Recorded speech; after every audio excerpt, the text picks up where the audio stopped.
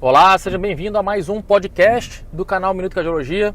Hoje a gente vai conversar um pouquinho sobre as extrasistolias, tá? Isso aqui é um assunto muito pedido no canal. E aí eu decidi fazer esse podcast hoje, nesse sábadozinho aqui de manhã, para você ficar tranquilo, vai ouvindo esse som no carro. E esse vídeo aqui, na verdade esse podcast, ele é para te deixar tranquilo, não é para infernizar a tua vida não, tá? Pessoal, vamos falar um pouquinho então sobre isso. Muita gente tem extrasistolia e como isso aí tem virado uma celeuma, né, na vida de muitas pessoas. Tem muita gente que fica agoniada, desesperada com esse negócio. Eu já bati bastante nessa tecla a respeito de densidades das extrasistolias, né, e o quanto isso é importante para definir problemas cardiológicos ou problemas de arritmia que você possa vir a desenvolver, tá? Bom, a extrasistolia, como o próprio nome diz, elas são batidinhas a mais, tá? E elas podem maleficiar o coração, como pode não fazer nada.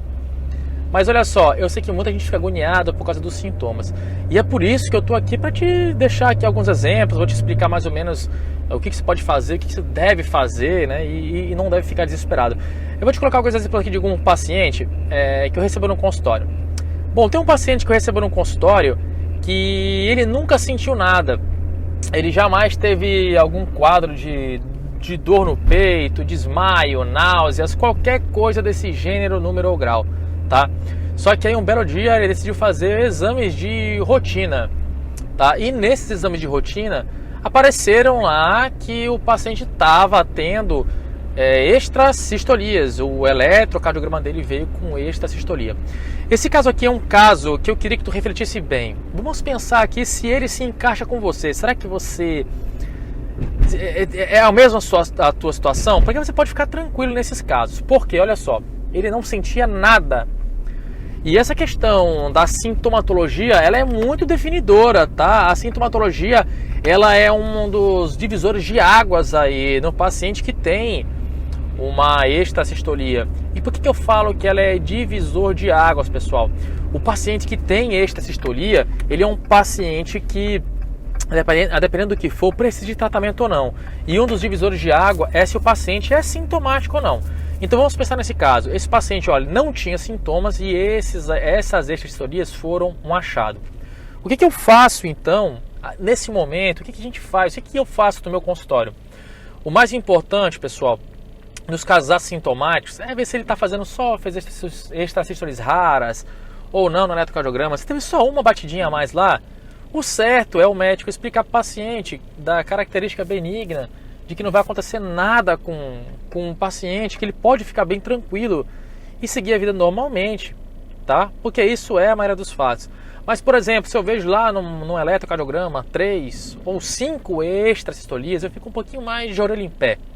Mas é para se desesperar? Não também. Como é que eu faço?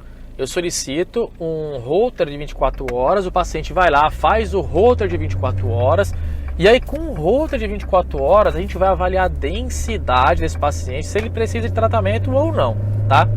Então vamos lá, ele fez lá o procedimento, esse paciente fez esse Holter e a densidade dele ficou menor do que 5%.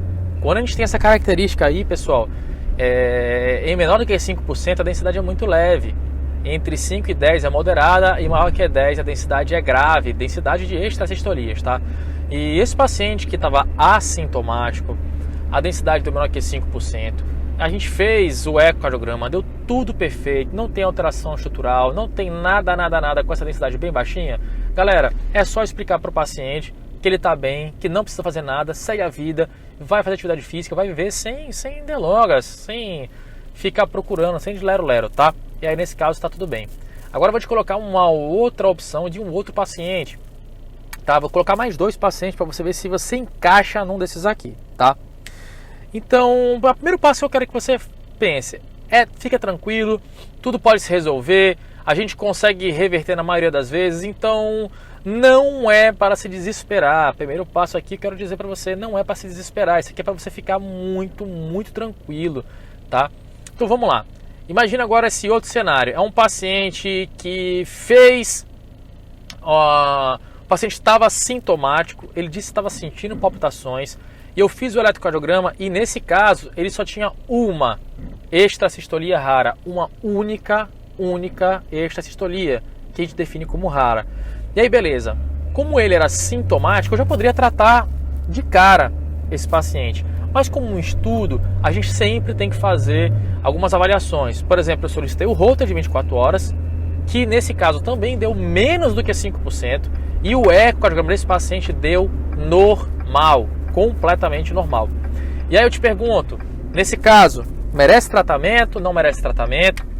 Aí o que eu vou te dizer aqui? O paciente é sintomático, isso aqui é um divisor de água super mega importante. Nesse caso aqui, apesar disso tudo ser baixa densidade, tudinho, a gente vai tratar porque o paciente está com sintomas. A gente não trata papel, a gente trata paciente. Então esse paciente vai receber sim um tratamento medicamentoso. E a melhor escolha aqui é o beta-bloqueador. Por exemplo, Celozoc, né, que é o metoprolol, carvedilol, bisoprolol, que a gente falou no último podcast, tá? Então isso aqui é importante, a gente vai tratar sim esse paciente. Então isso aqui vai seguir sem medo de ser feliz. Agora eu vou te colocar um outro paciente que eu tive, que foi o seguinte, galera. Esse paciente, ele estava totalmente assintomático. Ele trouxe para mim um Holter de 24 horas e a densidade dele estava batendo 13%. 13%. E aí o que aconteceu? Nesse caso, esse paciente, quando tem muita extracistolia, a gente fica com medo de fazer doenças por taquiarritmias, tá? E aí nesse caso, esse paciente mereceu o tratamento. Eu já comecei o tratamento para ele. Logo que eu vi essa densidade, ele tolerou bem as medicações, ficou bem. Ele fez um eco, não tinha nenhuma alteração estrutural. Nada. Só que ele começou o tratamento com beta-bloqueador. Tentei várias alternativas e nenhuma resolveu. Nesses casos, a gente sempre oferece a ablação, que é para tentar queimar aquela via responsável aí pela extracistolia. Eu encaminhei ele para o arritmologista, ele fez a ablação e resolveu o seu problema de taquiarritmia.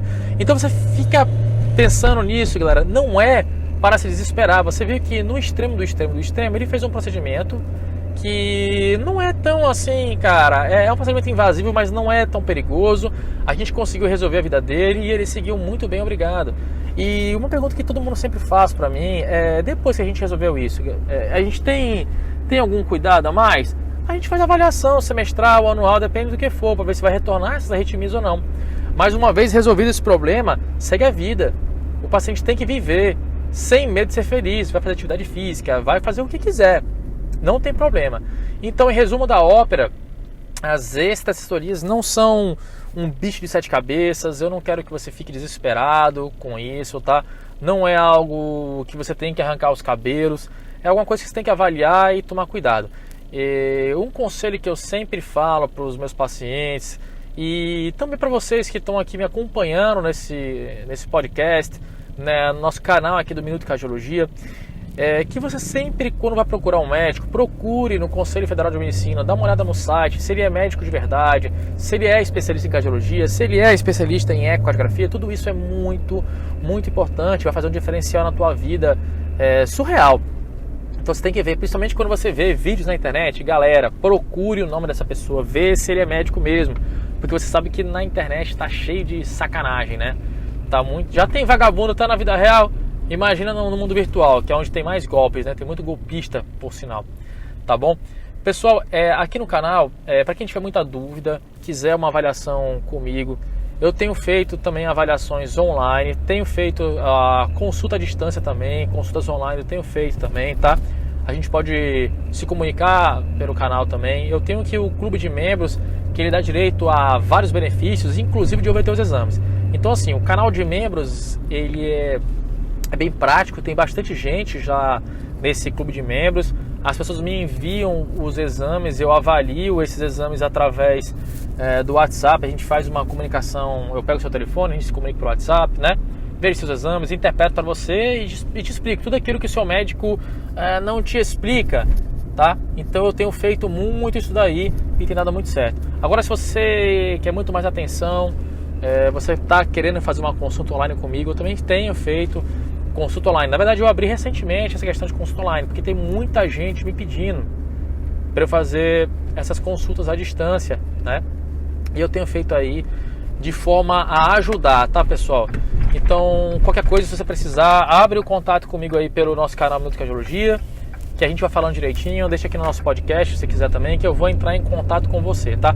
Caso você precise e quer ficar bem mais restrito aí a nossa conversa, você não quer que ninguém saiba que você está me procurando, algo do tipo, eu vou deixar para você aqui o e-mail do canal, que você pode me mandar um e-mail e a gente vai se falando por lá, tá? O e-mail é o nome do nosso canal, tá aí, minutocardiologia@gmail.com. Me manda lá, fala, doutor, olha, eu queria uma consulta online, o meu telefone é esse, ou então eu quero entrar no clube de membros, meu telefone é esse, que a gente vai se falando aí numa boa e vamos chegar aqui na melhor forma da gente te ajudar, tá bom? Pessoal, esse aqui foi o podcast de hoje. Eu desejo um bom sábado para todo mundo. Fiquem com Deus e até o próximo.